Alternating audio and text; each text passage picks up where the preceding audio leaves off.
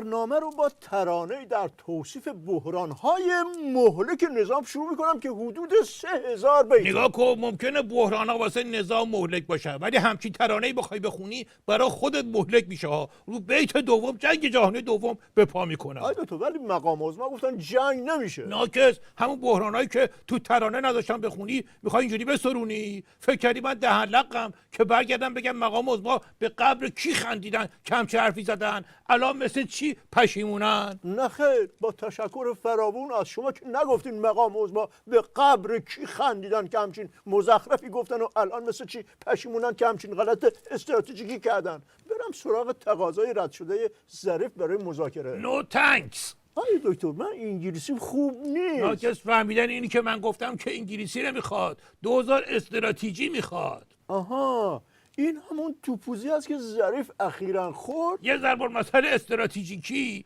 میگه مشنگر رو تو داووس راه نمیدادن، سراغ مذاکره با کت خدا رو میگرفت. آی دکتر، میگن اصل توپوزی رو خود مقام عظما خورد، چون آدم چقدر باید مشنگ باشه که نفهم عظما چقدر بدبخت شده که هنوز کفن قاسم سلیمانی خشک نشده باید چراغ سبز بده برای گدای مذاکره. آدم چقدر باید مشنگ باشه که همین چیزی رو که تو الان لو دادی لو بده. آها، از اون جهت من بحث رو به طور کامل عوض میکنم. آی دکتر، یه چیزی پخش کنین تا مجددا شروع کنیم. کاش تو استراتژی هم میشد سرنوشت و از نو نوشت.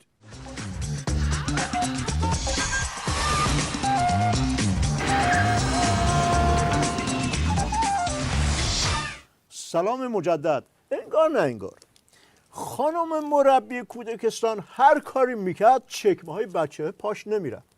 بالاخره بچه رو گذاشت رو میز و با 1000 زحمت چکمه ها رو پاش کرد.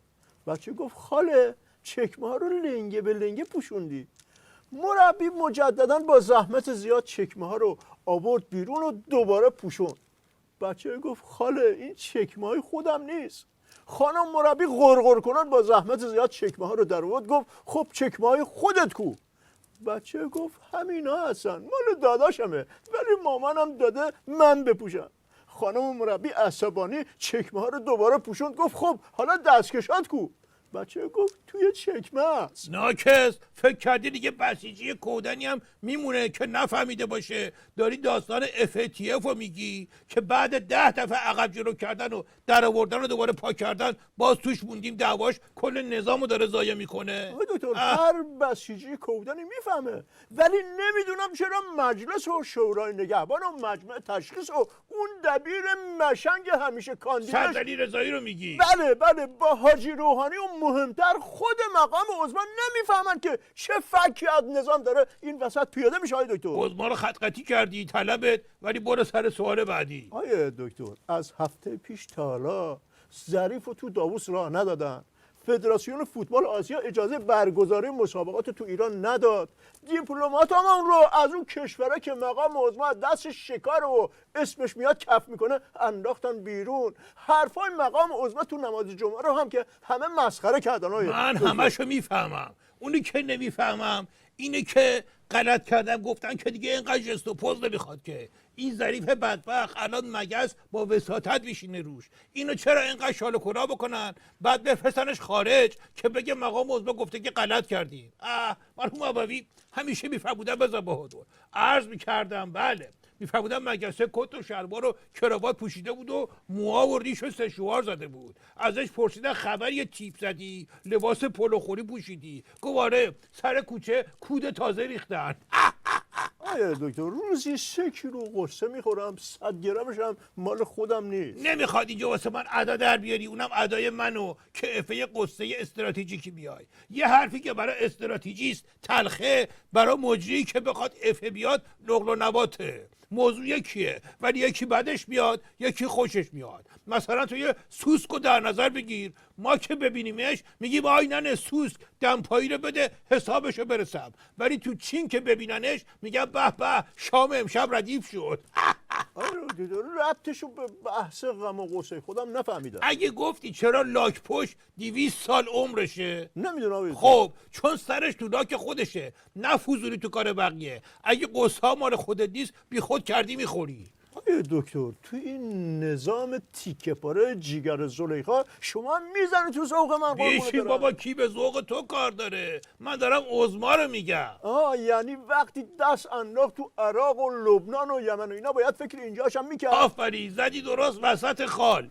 درک عمیق استراتژیک رو آقای دکتر از شما داریم. واقعا شما باغ هلو، ما استخون تو گلو. شرمنده اخلاقه. شما صدای گیتار، ما خروس بیمار. شما نغمه سنتور، ما وزوز زنبور. شما موشک شاتل، ما دیوار کاگل. شما برگ گل یاس، ما برق سر تاس. حرفای کشی بس آقای دکتر. اصل مطلب سوختن مقتدا بود که قبلش بهش میگفتن صدر، الان میگن آشغال. مقام عظما اگه ساکت میماند و اینو نمینداخت جلو جزغرش کنه به نفعش بود. مرحوم ابوی همیشه میفرمودن بزن بهادر. عرض میکردم بله، میفرمودن یارو واسه بچهش داشت لالایی میخوند. بچه برگشت گفت 2 دقیقه زر نزنی خودم کپه مرگمو میذارم.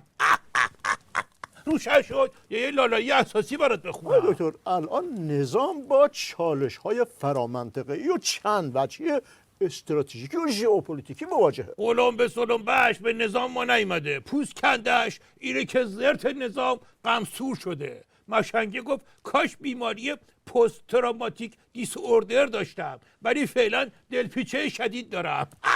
آقای دکتر بحرانه از قد و قواره مقام عظما زده بالا، پسش بر نمیاد. از شما هم زحمت راه حل دادن نمیخوام. چیه پس فقط داری نمک میپاشی رو زخم اونو من؟ مرحوم ابوی همیشه میفرمودن بزن بهادر. عرض میکردم بله، میفرمودن که یارو زنگ زد رادیو گفتش که من یه کیف پول با 50 میلیون توش پیدا کردم. موجی گفت آفرین به شما که میخواید از طریق برنامه ما صاحبش رو پیدا کنی. یارو گفت نه بابا، میخوام یه آهنگ غمگین واسه صاحبش درخواست کنم. روشن شد یا آهنگ غمگین برات درخواست بکنم. شما هر چی بخوای میتونی به نظام و مقام عظما بگی، اما حق نداری به من مزه بپرونی. احترام خودتون نگه دار. نه که سب کن میگم تو که اول برنامه با 3000 بیت برای این مقام عظمای بدبخت شروع کردی، من جلو تو گرفتم.